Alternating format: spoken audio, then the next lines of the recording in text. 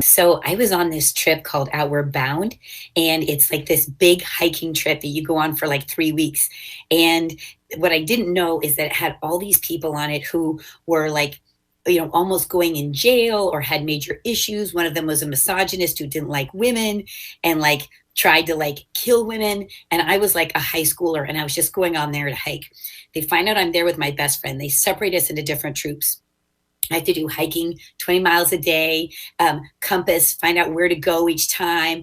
We had one guy who was overweight. He ate all the chocolate every single time. You had to deal with all of like these issues of contention and everything like that. And then at night you had to literally like sleep outside and like, if there was snow, you created an igloo. If there wasn't, you would go find a cave. Finally, at the end, you had this thing, I can't remember what it's called, but some kind of like excel at ropes course or something like that. We had to like run through all of these muddy trails. It was raining. You had to go over these long, long, long logs. And I had to like shimmy across it because it was too slippery and I was scared about it. And I got back and I was like, oh my gosh, I don't feel anything. And they put me immediately naked, stripped down all my clothes and put me in naked with this woman called Tekla, who was 42 years old.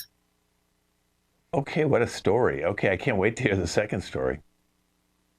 So I was driving down 280, one of the freeways here in San Francisco, and my tire got a flat, and I could just feel it on my Prius. It was going ka-tink, ka-tink, ka-tink. I'm like, oh, because if you're on 280, it's like it's all nature and all of that, and it's out there. It's not there's not a lot of people to help you. I call AAA, which I've always loved.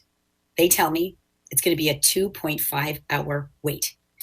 I tell them it's dark. I'm a woman. I'm on the side of the freeway. All these cars are whizzing by me. So finally, this police guy comes and he said, I'll help you. I was like, oh my gosh, this is great. So he helps put on the tire. And then after we get the tire done, he goes like this and steps away and says, I'm stepping out of my police role. And I want to ask if you want to go on a date with me. And I was like, because I'm an improviser, I was like stepped over to my side, like, I don't want to be this passenger in a car anymore. I don't know. And I was like, no. And he was cute. He was great, but I just could not go there. I was like, I can't deal with that violation of the police boundary. I can't do it. And I kind of regretted it. I was like, oh my gosh, this was a nice guy. He stepped out of his role, but I was like, can you step out of your role as a policeman? Anyways, I could have missed the love of my life on 280.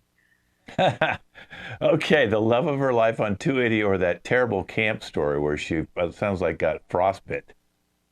Which one do you think? No, it was hypothermia. It was Hypo hypothermia. okay, hypothermia. Do you believe the hypothermia story? Raise your hand. One, you got one. Okay, and so the other one is the second story about the police officer. So Pamela, which one was it?